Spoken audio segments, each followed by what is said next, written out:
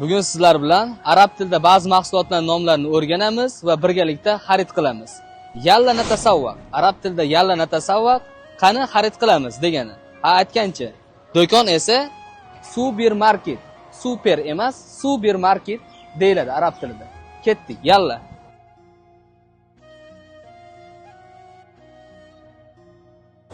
Hop, xaridimizni birinchi mevalardan boshlaymiz. Birinchi mevamiz apelsin. Apelsinni arab tilida biz burtuqolun deymiz. Yana bitta olamiz. Burtuqolun arab tilida apelsin burtuqolun deyiladi. Ikkinchi mevamiz sizlar biladigan banan. Bananni arab tilida mavzun deyiladi. Keyingi mevamiz qurupnay. Qurupnayni arab tilida farovilatun deymiz. Hop. Keyingi mevamiz sizlar biladigan limon. Limon arab tilida laymun deyiladi. Keyingi meva esa olma. Olmani arab tilida tuffahun deymiz. Keyingi mevamiz bu mandarin. Mandarin arab tilida yusufiyun deyiladi. Keyingi mevamiz ananas. Ananas arab tilida ananasun deyiladi.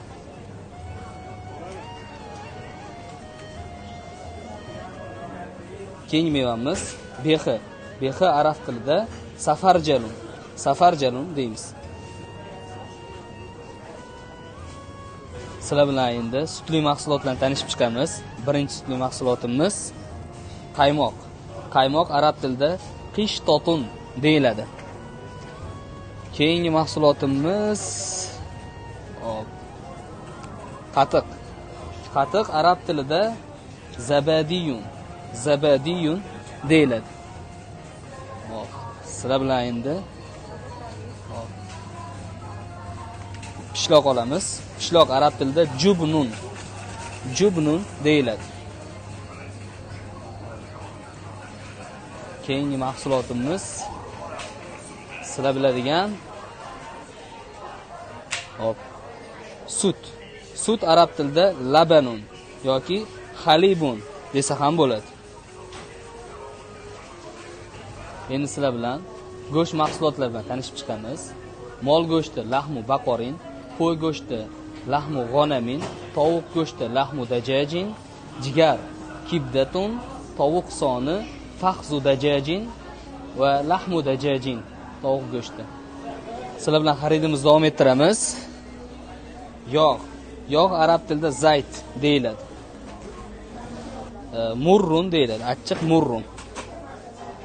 Hop. Keyingisi makaron arab tilida makarunatun deyiladi. Hop. Guruch. Arab tilida guruch urzun deyiladi. Guruch urzun.